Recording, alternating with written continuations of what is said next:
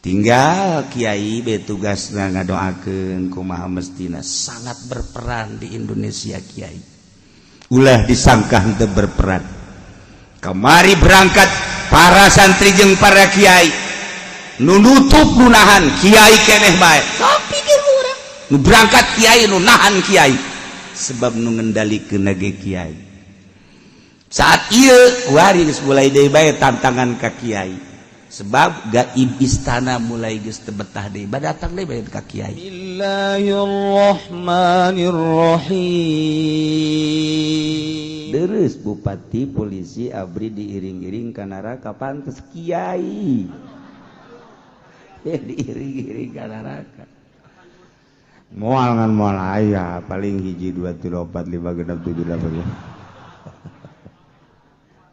8 aduh Gusti Allah sabab sorga mah lain jang kiai lain jang abri lain jang polisi jang muttaqin wa'iddat lil muttaqin kiai takwa sorga janji Allah polisi takwa sorga janji Allah ngan pangneangankeun polisi nu takwa pangeangan mun aya dek dipake jimat abri takwa aya suka disuuzon aya pastilah aya ngan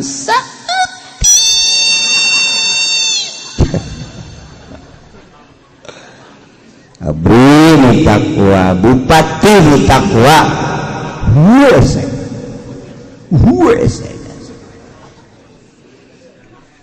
cak bupati jaka aing bae pugu kiai ge hese aing ge sarua hese kiai ge hese sarua kiai ge hese komodia datang orang kulon dah dia mau ka ngambek bae rombongan aing ge hese tuh komodia nu jelas mayu urang introspeksi diri lain endek ngabukakeun aib-aib tapi jangan memecahkeun hati urang supaya urang bisa kontrol diri jagalah mun di akhirat status urang bupati haju dirantai isin tetah jang introspeksi ka dieu nu kuari urang di bapak-bapak di bos-bos aing ke urang dirante ku anak buah dideulekeun isin teh henteu nu kuari urang di ajengan-ajengan kiai haji dai 1 juta umat 1000 umat sabohong umat engke urang dirante pan ai bupati mah misalna polisi pak ke neraka ya pantes coba Kipudali kemana? Mang Gading dirantai kan. Dek nyusul Haji Fendi kan bagus. Lah iyalah maksudna jangan introspeksi yu urang bebenah diri ulah sampaikan kajaga di akhirat urang digusur diasupkeun ka neraka jahanam wari urang nu pernah ngalakukeun maling tobatan nu encan mulayan ulayan bebener ulah maling nu mantak urang ngaji ge nyadar diri urang hayang nyaho hukum-hukum Al-Qur'an hukum Allah coba sih hukumna kumaha ngaji urang lamun ngaji jeung kiai parte moal beres sebab niatna ge lain dek ngaji kiai di Golkar lain niat ngaji lain di PDI mah komo mah lain di PKB lain sangkilang nu di panggung ge bejana lain ngaji ya setengah ngaji lah. Nah mendak moal nyaho kana hukum-hukum nu asli urang nganyahokeun hukum asli jang bekal hirup urang hayang salamet urang fid dunya wal akhirah tuh lamun maling saya sani soben sariko potong leungeun katuh sa efek-efek maling deui kadua kali potong deui suku kenca sadampal geus dikaluarkeun dina nasehatan ai praktek maling deui leungeun kenca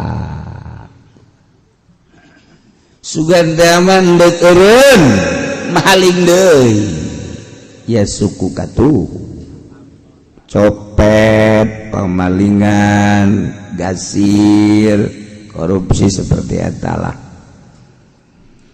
tapi lamun garong malai Zaid ngabegal di jalan nyetopan kendaraan pedagang-pedagang kopilah tanpa pula pilih nyetopna ngandalkeun kekuatan baik sorangan jarang garong sorangan nyana ngandalkeun kekuatan rombongannya adu kekuatan.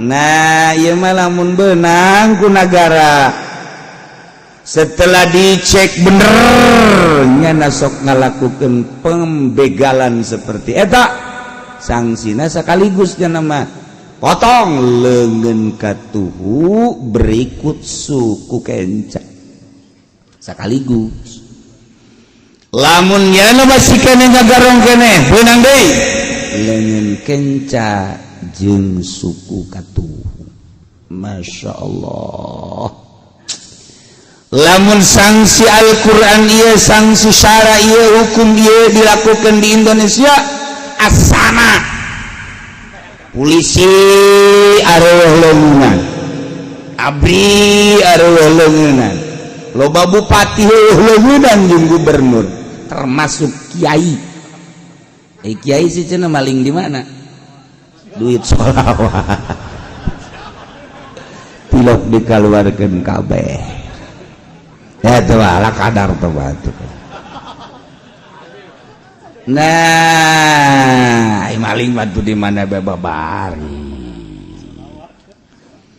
mudah-mudahan kurangnya doa ka Gusti Allah mudah-mudahan urang kabehan diraksa ku Gusti Allah tina penyakit maling keluarga orang pemajikan anak incu orang mudah-mudahan dilindungi tina penyakit maling tetangga orang kerabat orang mudah-mudahan ku Gusti Allah dilindungi tina penyakit maling negara orang pejabat-pejabat mudah-mudahan dilindungi ku Gusti Allah tina penyakit maling jeung korupsi di akhirat kurang salamet kabehan kan ngeunaheun kiaina bupatina gubernurna kabeh ka salalorga rakyatna kabeh pedagangna pejabatna petani ka sorga beuh mana teuing indahna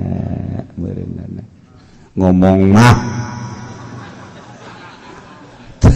kahayang urang geus gitu tak kahayang ya tinggal mudah-mudahan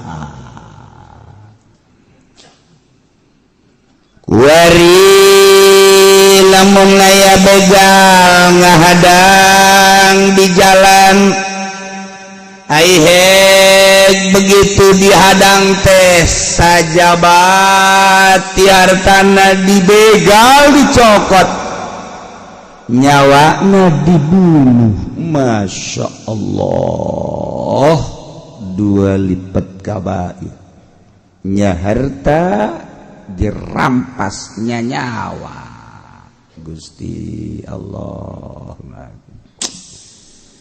geus ieu mah meujeuna boga kalakuan teh nya maling nya ngagarong nya ngabunuh ngolongpong teh malawang melongpong sama geus halang sama tinggal lolonja bae jebur cak urang tapi Allah makan lain kadang di dunyana kadeleuna garong gorenganan barang maut jadi wali ka sorga di dunyana kadeleuna kiai di mama dia ajengan-ajengan barang maut teu mawa iman ya neraka ai eta kibar siso ai eta kibal ambin bauro mentak siga ulah bangga urang ku sebab jadi kiai sehingga mengusungkan diri paring urang bersyukur Gusti alhamdulillah abdi dibere ku Gusti titipan ilmu sehingga nyaho ka Gusti tetepkeun Gusti ka nyaho abdi ka Gusti paling urang kitu. Nah tapi kan contoh-contoh seperti eta garong ngagarong Tuan Syabdul Qadir sekaligus jadi wali kabeh deuk kumaha deui teh urusan Allah. Urang deuk kumaha teu sedihna ketika Kangjeng Nabi ngalayat kanu ngurus Kangjeng Nabi Abdul Muthalib begitu sakarat deuk sakarat Kangjeng kan kadinya cak Kangjeng eueuh deui hiji-hijina bahasa nu ku kaula bakal ditulungan jaga di akhirat syahadat mang wayahna maca syahadat 2 kalimat syahadat engke ku kaula bakal ditulungan jaga di Abu Jahal sok sembarangan menyaninggalkeun agama nenek moyang urang lah Muhammad mah budak kamari tamah ieu makan agama urang leuleuh kakatuhu aya Kangjeng deuk baca 2 kalimat syahadat ditoel ku Abu Jahal belah kencais agama karuhun leuleuh deui kakatuhu ja bener di jero hate mah agama Muhammad teh saendek-endekeun kan maca 2 kalimat syahadat toel ku Abu Jahal diset-set bae nyadep ninggalkeun agama nenek moyang hos teh teu mawa 2 kalimat syahadat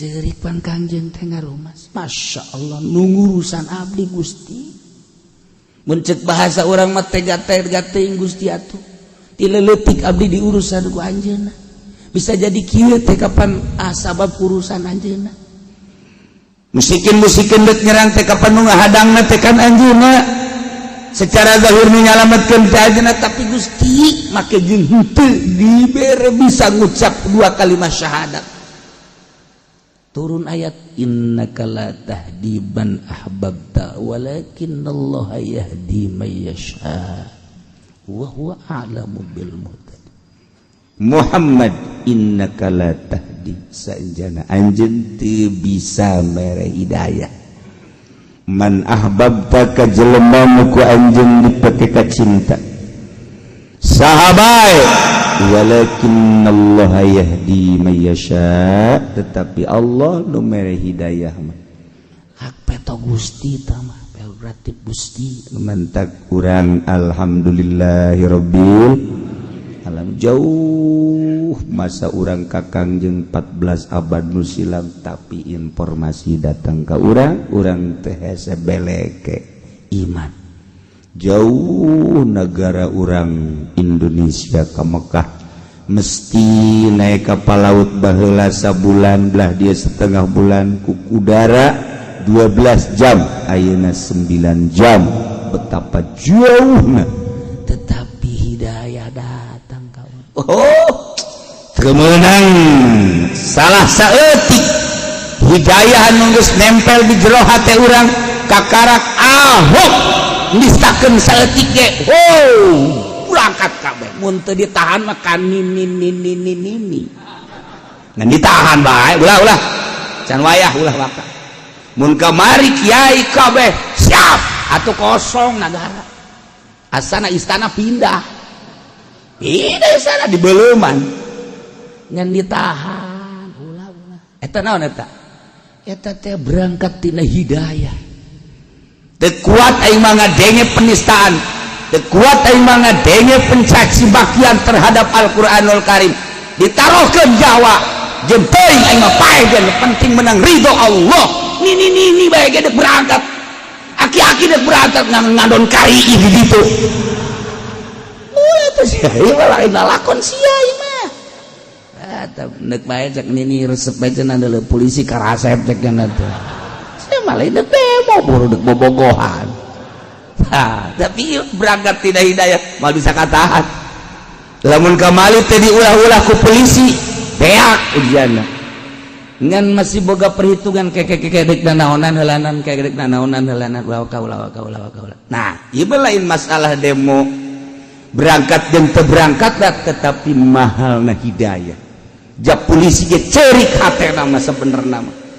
Polisi boga iman percaya ka Allah jeung ka Kangjeng Rasulullah, percaya ke Al-Quranul Karim sanajan nyana berangkat ke halangan di itu nurani nama ceurik iman atuh deuk kumaha moal bisa kehalangan iman mah sanajan nyana ngahalangan kade itu sigana ngahalangan nurani nama ceurik Gusti nasib abdi teh kieu padahal mah abdi teh percaya jeung abdi teh ieu teh keheul greget abdi teh ka jelema anu nganistakeun tapi aya dina lingkungan tugas abdi teh lumantak eta teh satu sisi nyana teh iman ka Allah di sisi lain nyana tugas ayo siap berangkat tak patonggong-tonggong antara tugas jeung nurani polisi teh kos kitu mantak loba nu ka neraka ge eta kos kitu polisi mah loba nu ka neraka insyaallah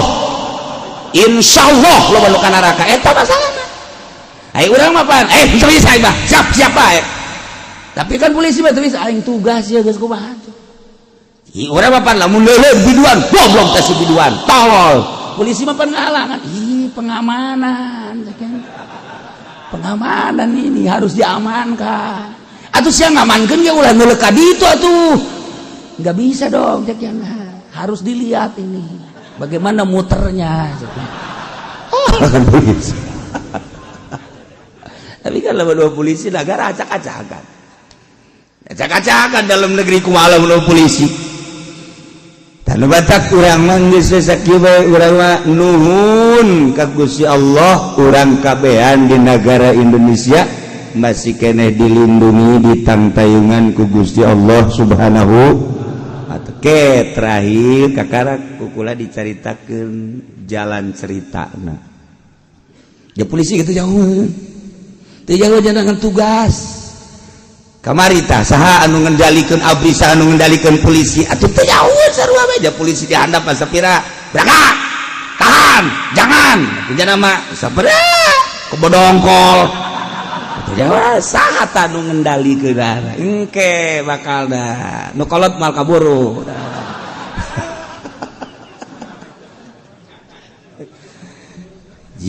bahkan kuari teh geus ngomong deui gaib-gaib di istana. Jika di istana orang mah gaib lain sambarangan istana orang mah atuh seluruh istana ge bogaan gaib. Nah gaib istana geus mulai kuari ngomong deui teu betah diareunteupan ku penghuni istana nu ayeuna deuk kumaha coba tah beuki rame deui bae kan engke cicena kumaha kiai engke ngaji beulanan macem-macem bae tah ieu mah kakara gaib istana geus mulai hareudang deui berarti kan teu senyawa tinggal kiai be tugasna ngadoakeun kumaha mestina sangat berperan di Indonesia kiai ulah disangka henteu berperan kamari berangkat para santri jeung para kiai nu nutup nu nahan kiai keneh bae tapi di urang nu berangkat kiai nu nahan kiai sebab nu ngendalikeun ge kiai saat ieu kuari geus mulai deui bae tantangan ka kiai sebab gaib istana mulai geus teu betah deui badatang deui bae ka kiai cak kipu dole jauh ka aing mah tah lain kiai sia nya nama muludan rajaban halang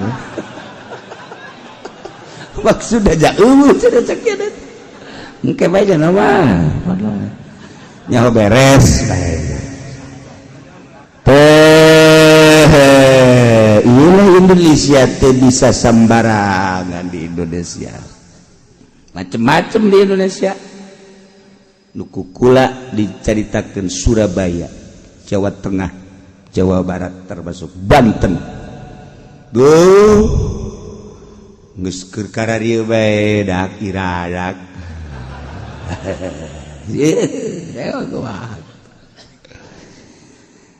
Gitulah sejarah Indonesia, moal luhur Indonesia.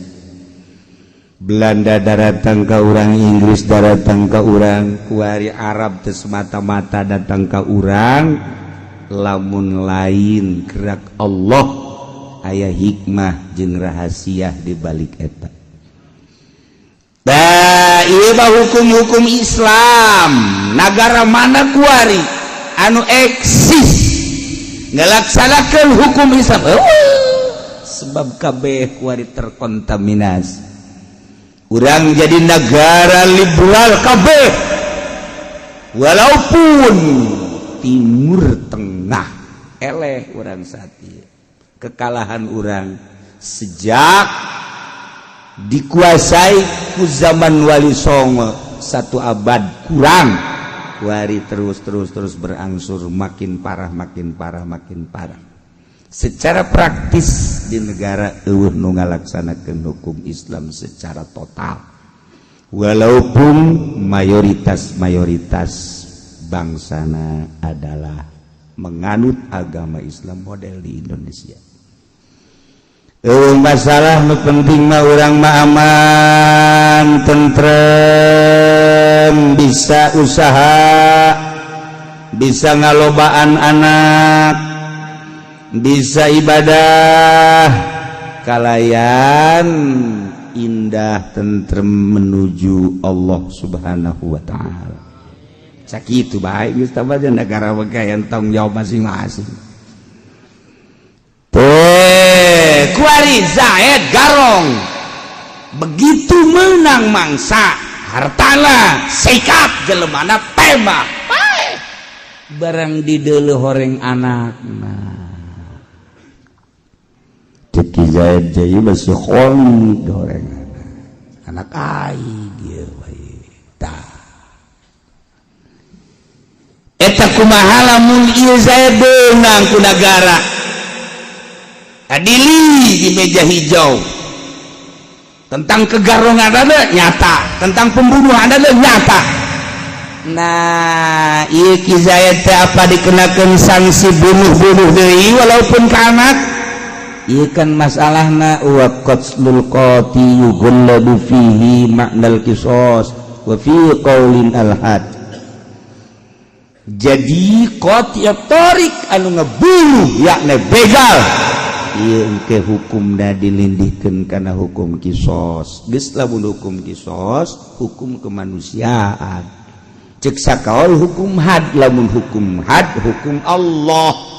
Geus lamun hukum kemanusiaan mah bisa tawar-menawar, lamun had mah hukum Allah teu bisa tawar-menawar. Hartina lamun memang nuturkeun kana kaul nu awal, fa'alal awal atu la yuqtalu biwaladihi. Zaid teu kudu dibunuh ku sebab ngabunuh anakna, sebab eta mah urusanna qisas.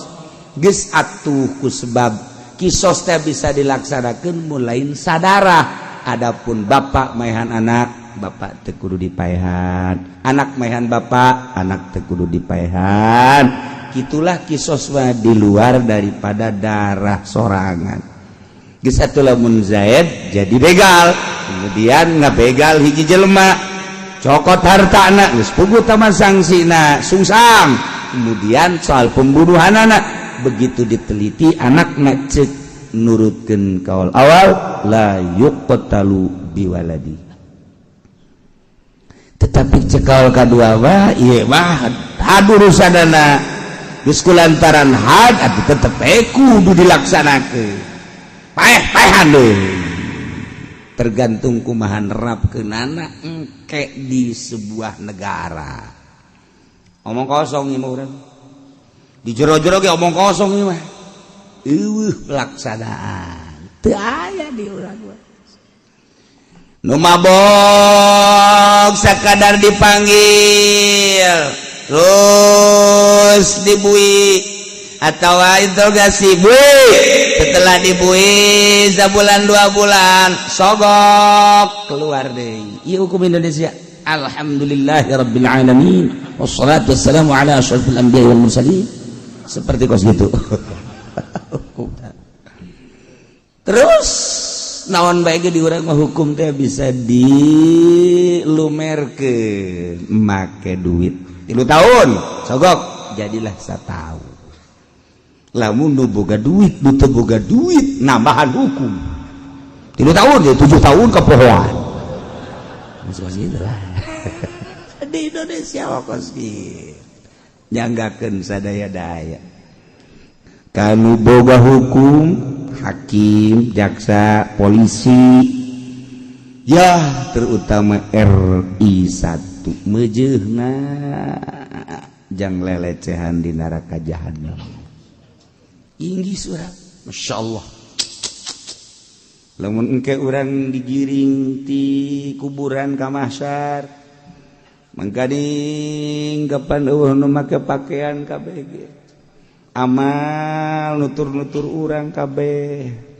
Eueuh nu neuleuk ka batur iwati neuleuk ka diri urang lantaran kuapeh mikiran diri sorangan salamat apa henteu salamat apa henteu kumaha ieu pertanyaan nah engke ditangtangankan ku Gusti Allah hei limanil mulkul yaum selalu jadi raja poe ieu anu baheula pernah jadi raja nu baheula di dunia pernah jadi presiden ulang bangsa Pak Harto kabur SBY kabur kabeh. Tantangan ku Gusti Allah limanil mulkul yaum. Can jadi raja ku ari. Muncul coba raja-raja. Ayo. Eueuh mengeng ke di akhirat. Ini kumaha aja dipenta pertanggung jawab. Eta kerja di raja nomor 1 RT ge kan raja. Raja sa RT. Digaji henteu di akhirat diseret. Halo, Pak rugi-rugina raja RT. Lamun teu bener, lamun bener atuh RT. Pendek maju. Maju. Ya nama maju bae biasa. Berapa jumlah cek malaikat warga kamu?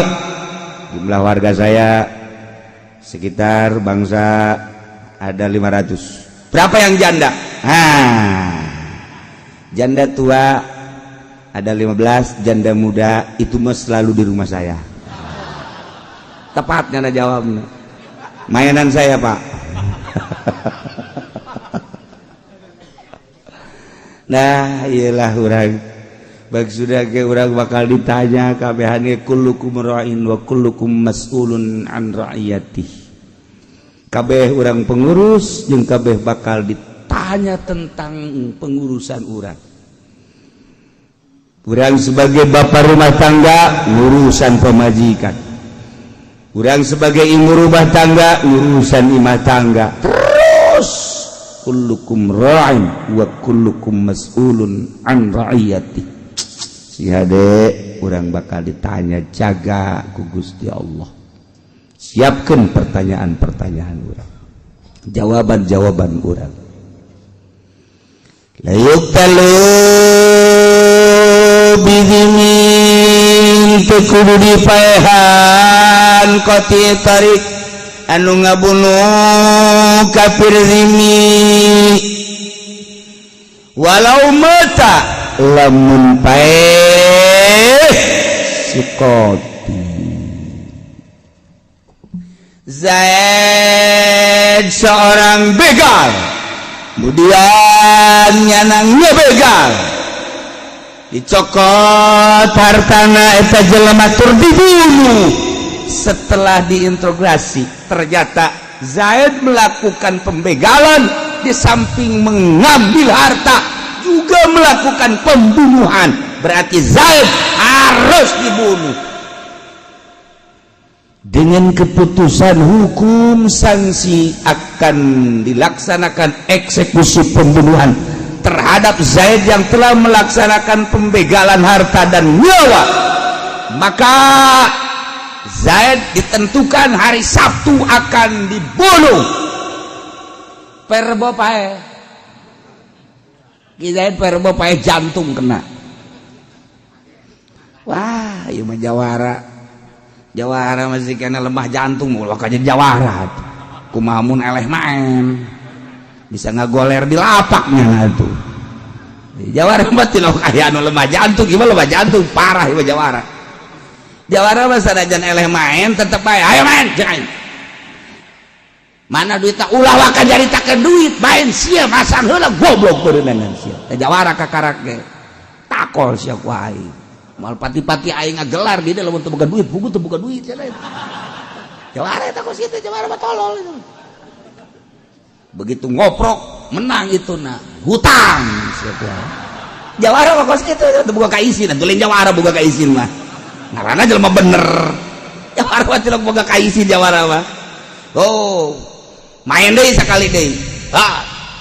Begitu bangun enduk menang itu. Atuh sama kenapa punya digulung itu jawara eta. Malah nunggu kumaha. Balik nya indir jang sia tak koprok aing. Eta jawara kos itu.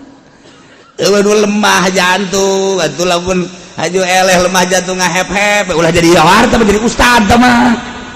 Ustad, lamun ustad lemah jantung loba. Jawara mah tilok.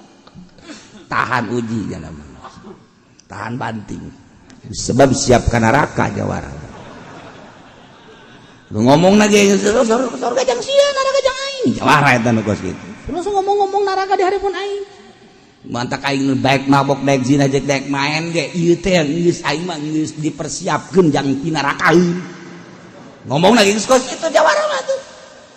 Mun aing neraka sepi. Itu jawara. Itu jawara ieu mah ngajawara ongkos salat ongkos teh jawara teh mah kos kitu.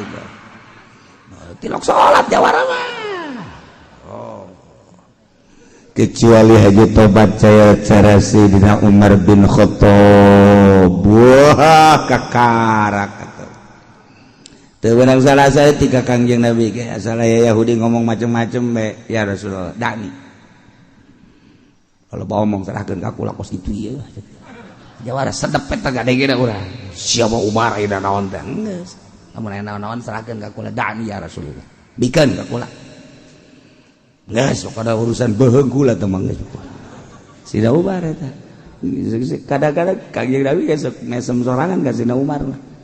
Asal aya naon-naon bae Yahudi ngomong dani ya Rasulullah. Serahkeun ka abdi nu kos kitu mah. Adrib unu kau kula tah mah beheungna geus. Sok aja beheung-beheung bae. Eta kan kos kitu. Jadi lamun Sina Abu Bakar, Sina Umar, Sina Utsman, Sina Ali ngariung jeung Kangjeng Nabi. Eta rame suasana teh rame. Rame. Sebab naon? Tipe-tipe jelemana kapan? Gara-gara Sina Abu Bakar Siddiqin, luar biasa. Sina Umar jawara. Jadi kan aya nyarita jeung jelema jawara makan rame. Rame. Kadang-kadang Sina Umar kecicing we di hareupeun masjid. Loba sahabat nyaritakeun zaman jahiliyah. Kan sarua sahabat ge nyaritakeun zaman baheula urang, ceukna memeh urang iman. Bu anu urang marabok kana ceuk Sina Umar. Goblok sia ngomong nu karar itu. Teu urut aing. Sarua jadi rame. Ke Kanjeng Nabi ka di aya naon cek Kanjeng Nabi rame amat. Nah eta teh lawan ku urang di naon kitu gambarkeun kahirupan para sahabat baheula rame. Nah, Zaid ngabegal kemudian setelah ngabegal teh nyokot harta jeung jiwana. Ternyata setelah ditangkap ku negara prospeksi, interogasi. Setelah diinterogasi jelas bahwa Zaid adalah garong, telah menggarong harta jeung nyawa, eksekusi. Memeh dieksekusi paeh walau mata. Lamun Zaid seorang garong paeh tanpa aya numaehan secara kisos atau had geus atuh ieu teh fadiyatun alal awal durutkeun ceuk awal kudu mayar diat tina tirkahna sebab nyana maehan seseorang tinggal di deuleu nu dipaehanana jelema merdeka atawa jelema abid lamun merdeka diat namun abid hargana sabaraha tapi lamun nurutkeun ceuk kedua lantaran nu kadua mahad la syai' nah ieu kudu boga ketentuan di negara lamun negara nangtukeun lamun kos kitu teh ditetepkeun hukum kisos berarti DPR musyawarah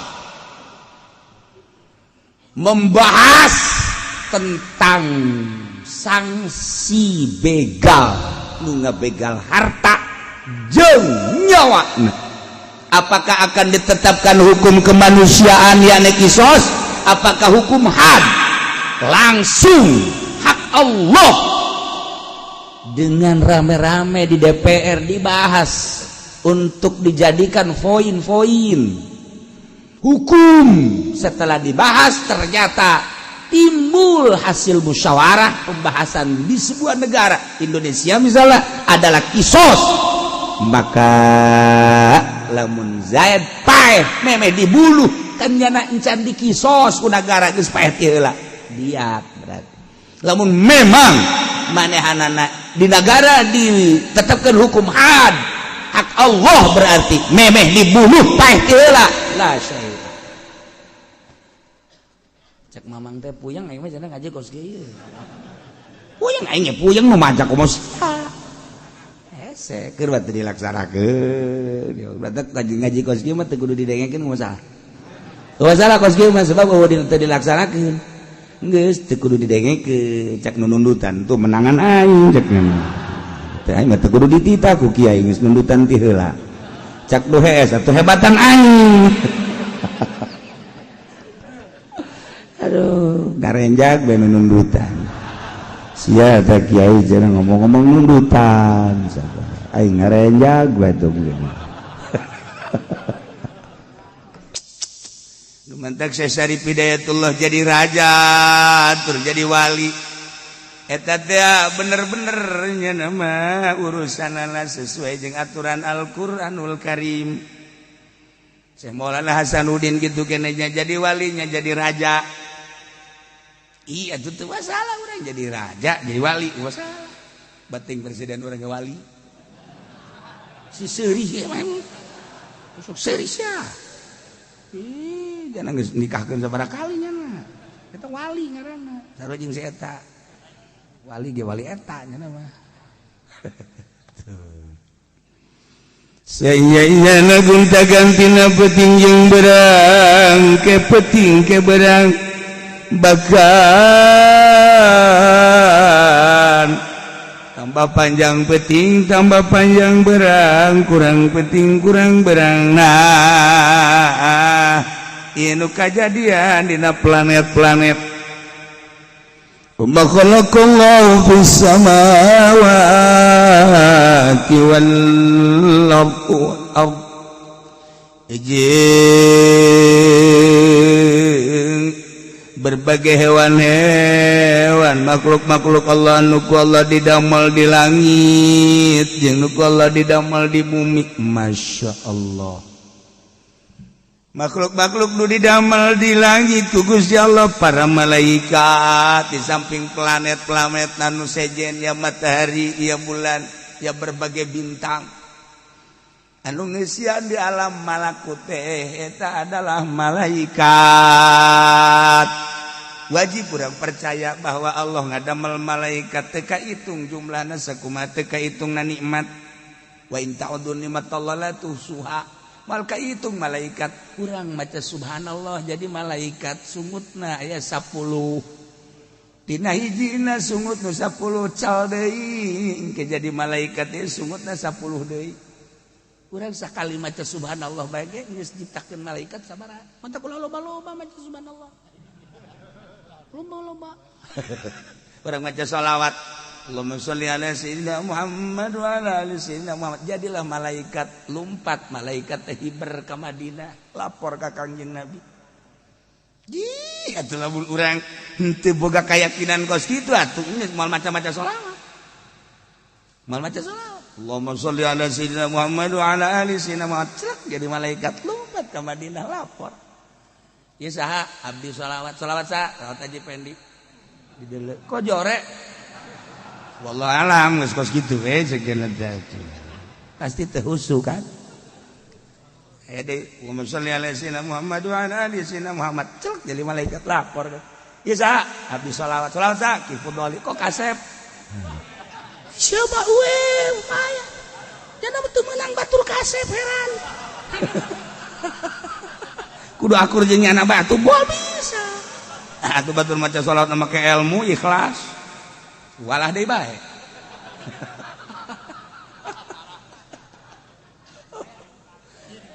Ya Allah, ya Rabbi. Komo lamun urang maca dalail mah. Jumat ti dieu ka dieu, Sabtu ti dieu ka dieu kan kudu ijazah. Eta mah geus malaikatna jutaan lapor ka ditu.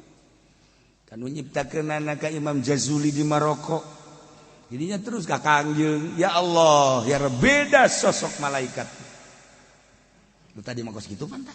Malaikatna teu pikar sepeut. Malaikat. Cek gara ieu mal maca sholawat leuh parah. Atuh leuh parah teh baca sholawat. Teu sholawat urang. Ngieu mah keur cerita mal ka itu. Mal ka itu. Urang lamun sosonoan jeung pamajikan, kemudian mandi likuliqatin malaikatun urang mandi junub nawaitu rafal hadatsil akbar, tiap tetes jadi malaikat lapor ka Gusti Allah. Ye eta lamun sapeting sakali mandina mun 2 kali. Ribuan jutaan malaikat. Nu mantak urang mandi, jima deui, mandi, jima deui, mandi. Pamajikan kok sering amat lain hayang-hayang teuing nih nyiptakeun malaikat.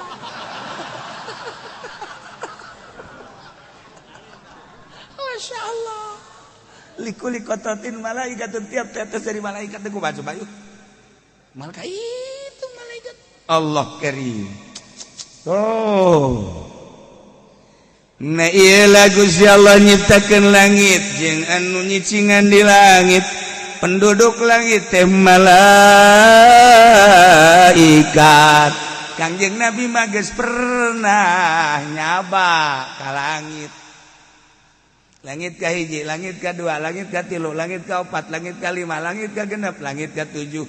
Papandiga papanggihan Kangjeng di langit ka hiji, ka dua, ka 3 sampai langit ka 7. Sampaikeun ka Kangjeng Nabi teh ka Sidratil Muntaha. Terus lalakon tidinya teh ka surga. Masya Allah karim. Tuh Kangjeng. Bahkan Kangjeng keur babarengan jeung para sahabat. Kangjeng senyum seri, Kangjeng senyum seri. Cek sahabat teh Kangjeng seserian sorangan kumaha. Tapi ka Kangjeng mah kan keke aya naon. Lamun si eta seserian sorangan. Ye, budak aing lupat ka mana ya? Dari sebentar mawa golok, mun mau golok.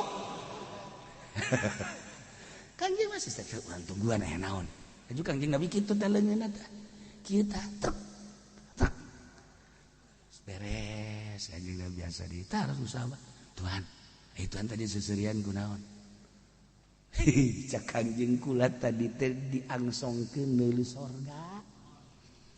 Aju kikituan eta teh keur ngala buah sorga. Aju kunaon teu di ala. Inget lamun di ala, aju kan beureun maraneh hayang, aju kan di dahar. Mun geus ngadahar eta engkena moal hayang dahar sepanjang hirup. Sebab ngarasakeun kanikmatanana. Aju cek kula teh moal wakah di ala sebab aya maneh. Oh, tuan mah kitu amat cek cenah teh. Kula ge lamun didelegeun sorga Haji Pendi nanti dulu. Aing teu ridho nya ngadahar buah sorga.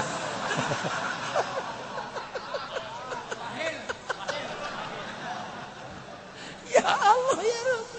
Eta Kangjeng Nabi inget. Aya sahabat moal jadi cek Kangjeng Nabi. Masya Allah.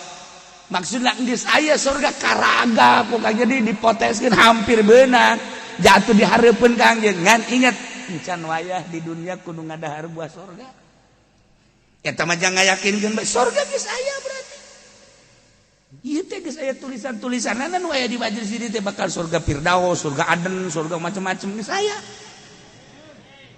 ieu teh asal tahajudna mah nu bener jelas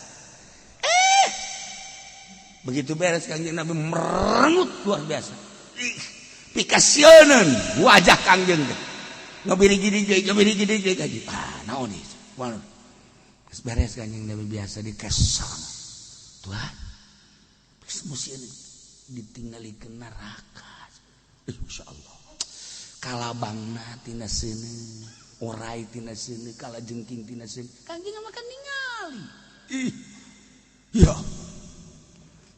bahkan penghuni narakana ditinggalikeun cari cing sahabat kabeh kudu ngajawab anna aktsaru ahliha an-nisa panglolobana penghuni neraka awewe ya Allah ya Rabb cak Kangjeng Nabi masyaallah deuk kumaha teu lobana tuh jawe mangagoda jasa ka urang deuk ka urang kumaha ya make baju dadana muka ini kumaha teu ngagodana tuh mantap kaji pendi ngacai ge ngacai sakuana leubuh ngora aya ditutupan dadana make rok ka dieu di dieuna dibelah kadeuleu keneh bae aya nu rapih jasa masyaallah ngan ketat apemna kadeuleu ini kumaha coba ayo awewe mah ya Allah eta segi pakaian doang encan nu lain-lain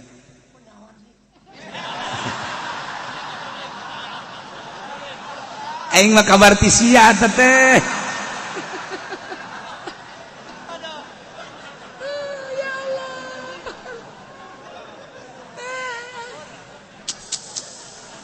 Masya Allah Kangjeng ditinggalikeun surga Kangjeng ditinggalikeun neraka ya Allah ya Rabb langsung geus bakal Kangjeng ka langit ka hiji ka dua ka tilu tujuh ka Sidratil Muntaha ka aras lengkap Kangjeng dek dakwah kumaha Kangjeng geus pernah nyaritakeun surga geus pernah ka ditu Kangjeng bahkan dihandap ge ditembongkeun surga neraka carita neraka geus ditinggalikeun Kangjeng Masya Allah Kangjeng merangkat carita langit ka hiji ka dua ka tilu geus Kangjeng ka ditu Sidratil Muntaha geus aras geus Masya Allah Kangjeng kalau Lauhul Mahfuz teretepna ditingali ku Kangjeng Nabi kolak dek mana dek kumaha penghuni surga penghuni neraka ditembongkeun lengkap Kangjeng ya Allah nah iya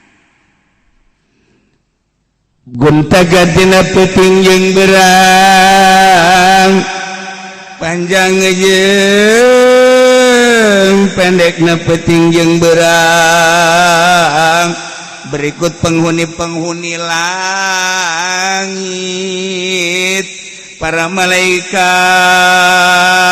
wa ma khalaqallahu bis samawati wal ard jeung pangjang bumi ku Gusti Allah diciptakeun bumi teh ya Allah ya Rabb urang lamun ningali di timur tengah mah beuh nagara teh pinuh ku gunung jeung batu urang ningali deui maka dia ke Eropah mah ya Allah ya Rabbi loba tatangkalan di Iran geus sakitu suburna beda setik Iran jeung Baghdad nya duh kabelah itu ke Uzbekistan mah Masya Allah di samping cuacana ngeunaheun wow tatangkalan pohara Turki sarua betis sebab saeutik deui ka Swiss urang nae di Turki mah aya kereta nu langsung ka Swiss ka ditu sakedeung cuma 2 jam kereta api deket urang ningali negara-negara ningali urang di Yordan Masya Allah eta mah tangkal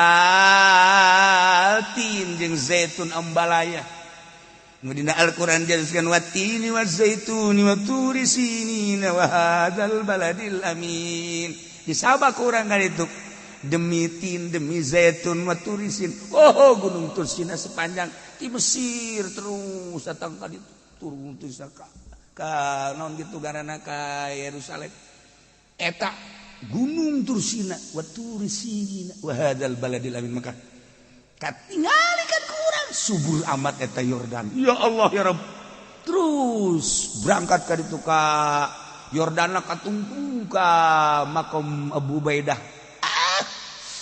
paingan Kangjeng Nabi Khidir teh waktu dipanggihan ku salah sahiji wali di mana di Yordan di ditu di deket makom Abu Ubaidah ucai tatangkalan kucai loba pisan tatangkalan eta teh naon gitu ngaranna dan sok di sayur teh bayem ambalaya wah begitu ningali di Yordan luar biasa loba tanah-tanah nu teu kagarap Kanjeng Nabi hadir kan singgah di gunung di tatangkalan ngadahar tatangkalan nu mata disebut Qadir teh hejo nu mata hejo teh eta teh lantaran barang daharna jajadian jadi pokokna hejo bagus gencelang teu pernah ngadahar sugan ngadahar nasgor gitu teh ente Kanjeng Nabi Khidir dongengna Kanjeng Nabi Khidir nana ngadahar dasgor atawa bala-bala ente bangsa cilok cireng cilung dadaya aduh ya cireng nyaho urang ya cilok nyaho barang nyele cilung naon sih cilung orang ngeci digulung Masya Allah urang Garut tadi ngomong mah eta pagawean kos kitu mah nah iya Kanjeng Nabi Khidir kapangi di Yordan pan sering kapang Kanjeng Nabi Khidir di Yordan mantak di itu aya Masjid Qadir di beladena aya makam sahabat urangnya bakadinya ka masjid Kanjeng Nabi Khidir alaihi salam eta teh singgahna sering pisan di masjid eta anu diajak batu jangan lalakon pan teu nyaho bari kalau ditanya di mana eta masjid nya na kieu we di mananya aya nuduhkeun di Labuan ya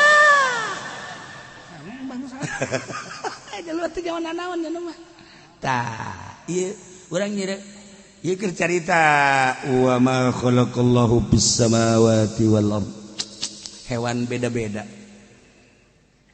di Asia Afrika Amerika Australia aya hewan-hewan anu teu betaheun di Indonesia onta aya anu teu betaheun di Mekah kebo betaheun kebo dibawa ke Mekah aduh yak kira ujang gupak blon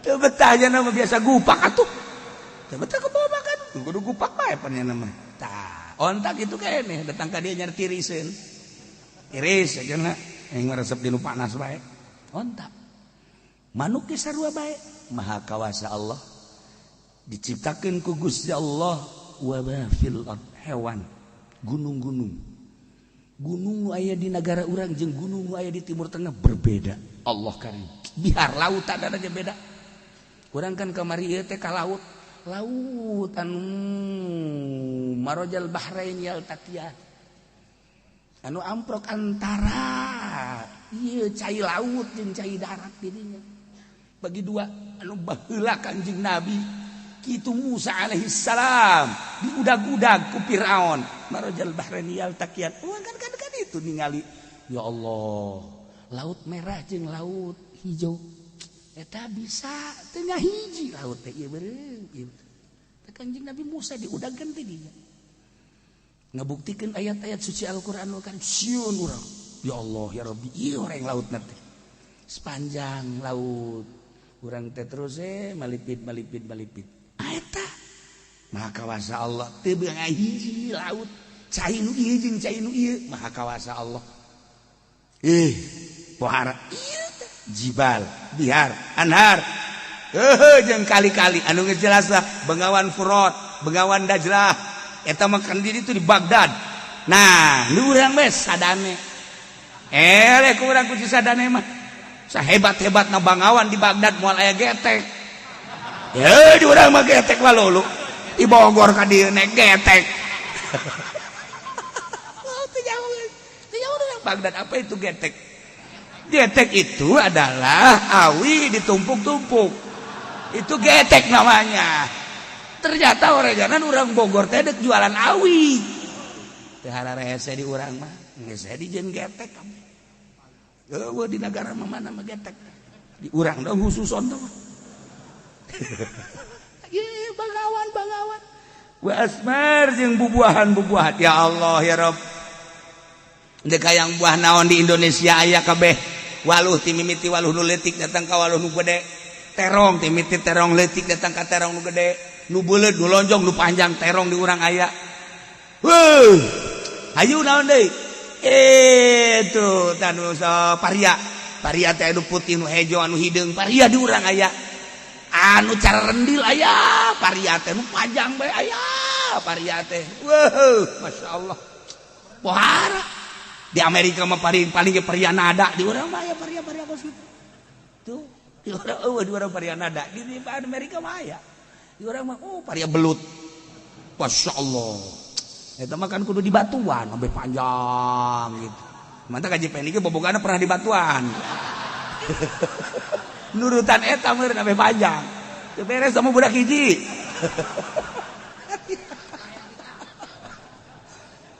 Ya urang naon tuh? Oyong aya oyong. Di mana aya oyong? Di mana aya?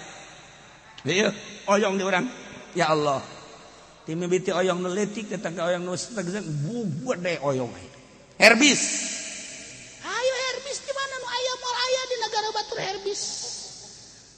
Kuku geus boah macem-macem geus boah. Sagala naon kitu tan bodetan sok bode gentong. Waluh geus aya di Indonesia mah. Orang Amerika ge orang luar negeri bingungin terlalu banyak. Loh, cau. Ayo geura ge, urang hitungan ge caunya. Cau emas. Ayo geura. Cau Ambon, cau Kepok, cau Raja, cau Nangka.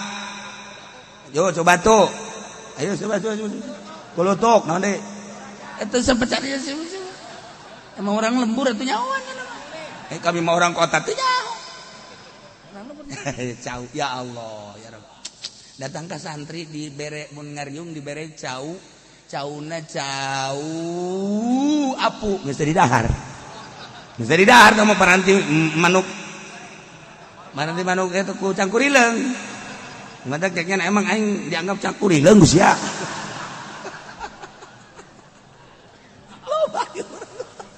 Wah, ini percauan bae ge. Ka Lampung mun hayang nyaho hayang cau ka Lampung. Di Lampung teh dipelakan deui, jara di sorangan. Cak sombong. Jara di sorangan, melak geus diantepkeun melak diantep. Wah, sabaraha hektar cau. Dibawaan ka Jakarta sapoena sabaraha puluh truk. Hayu coba. Di Lampung sabaraha truk, puluh truk ke Lampung. Masyaallah karim. Hayu di Merak antri cau malulu. Hei. Datang kita nu ngadaharna bahkan urang Jakarta. Mantap anu bagian melakna doang, anu bagian ngadaharna doang. Oh, ya Allah. Raja beki cau atah.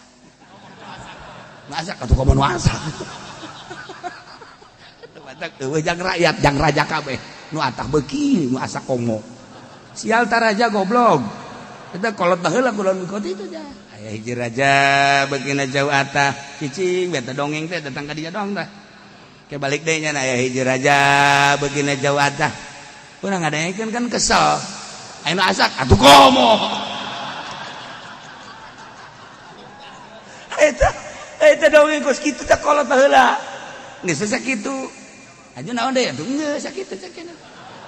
Maksudna naon urang ngadegekeun kolot dongeng. Jadi raja manu atah beuki nu asak beuki eueuh jang rakyat. Oh, kaharti ku urang. Eta mah raja baheula. Eta mah raja baheula eta mah. Raja kuali mah jeung tangkal-tangkalna beuki. Aduh, dongeng kolot bisa dirasa masyaallah. Baheula mah nganu atah jeung nu asak doang tangkalna mah henteu. Aya-ayeuna mah jeung tangkal-tangkalna, daunna kabeh. Masyaallah. Wah, rata rajanya. Karim Allah bisaan kolot baheula bisaan jasa. Ya Allah, ya Rabbi dongeng haju ka harti bae. Mentek Ki Hairun mah ceramah tilok loba gedang hepe, manan hepe ku baturna. Assalamualaikum warahmatullahi wabarakatuh. Woi. Ceramah aja atuh Ki Pudoli mah ceramah 2 jam. Assalamualaikum warahmatullahi wabarakatuh. Salam biasa. Gedang hepe, mana hepe? Ku batur. Wabillahi taufiq wal hidayah. Tapi maknana pohara. Gedang nu mantak hepe eta teh korenganan kajepit ku baturna. Tilok aya gedang kajepit ku nangka tilok aya.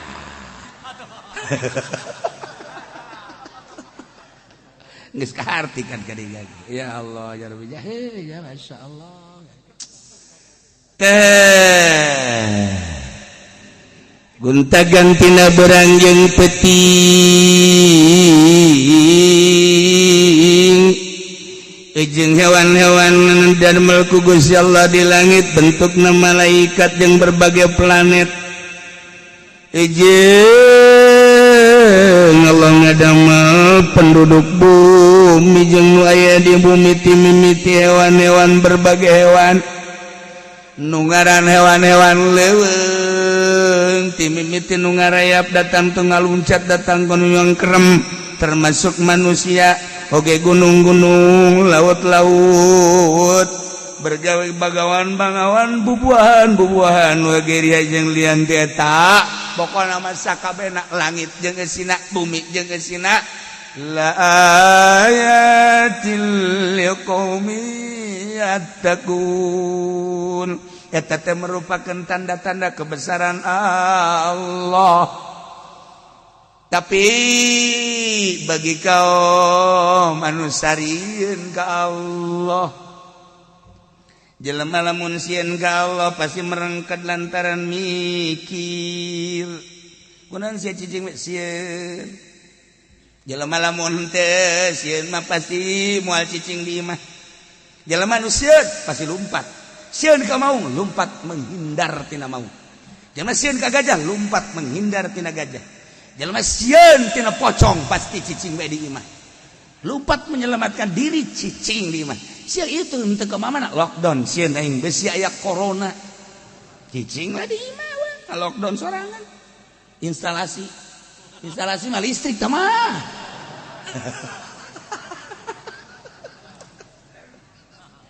Aduh, masyaallah.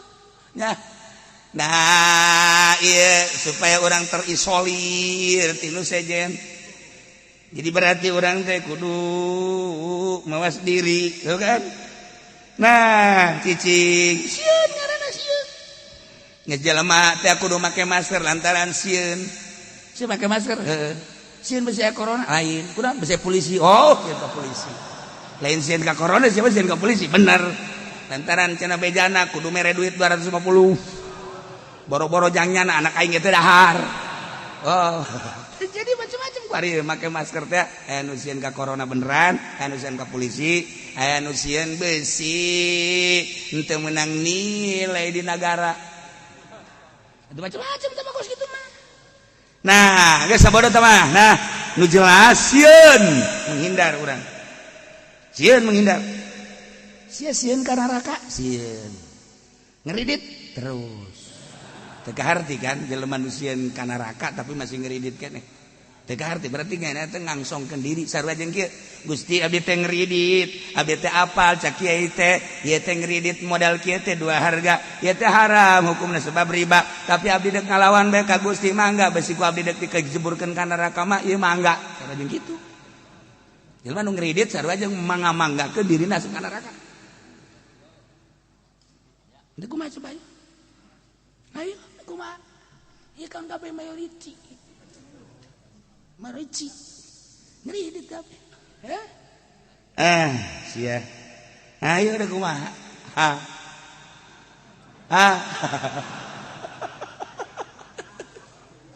Ngangsongkeun diri ka Gusti Allah.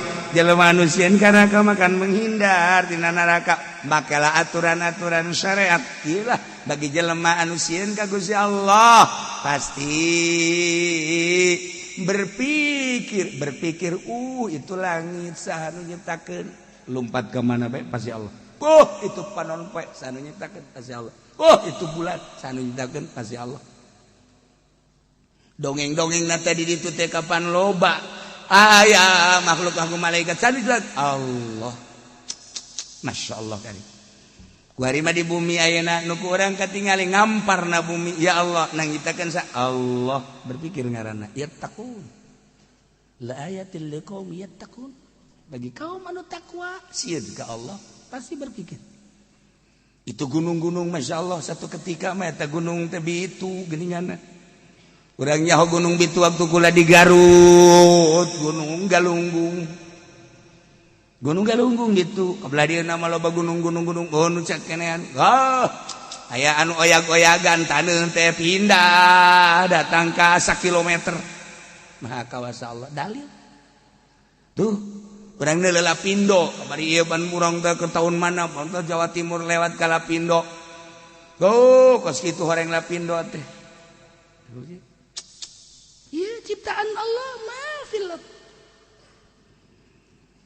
geus pugu guari Lampung loba palawijo termasuk di Banten di zaman Belanda teh aya lawang-lawang anu siluman lawang teh sebab naon eta lawang teh ditutup di jero taneuh aya lawang korenganan di zaman Belanda geus ditelusuri di Banten teh ieu teh aya bibit-bibit anu istimewa mas urang ningali di Rangkas Bitung, urang ningali di dieu di Baya, urang ningali di kabelah ditu terus.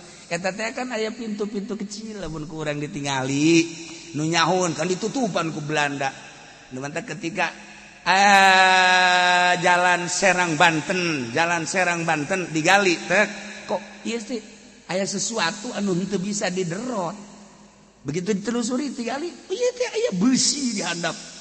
Besi kana teh horenganan aya guha sieun urang Indonesia punya teliti di jero teh aya guha buatan Belanda baheula Belanda 300 tahun di urang 3 abad eta teh geus diteliti sekian puluh tahun ke depan ieu bakal jadi wari kan geus make satelit langsung ke Banten sekian ribu hektar di jerona emas Masya Allah ini terjadi kuari teh geus jaradi emas. Ya Allah ya Rabbi.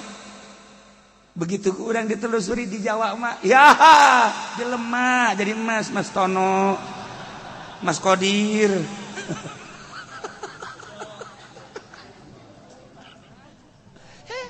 Banten. Lumantar kuari teh ieu teh keur masa-masa transisi kajian teuing, masyarakat pada ngomong naon bae ge. Nu penting mah ieu teh aya transaksi anu ulahnya hosa kabeh lagi wallahu alam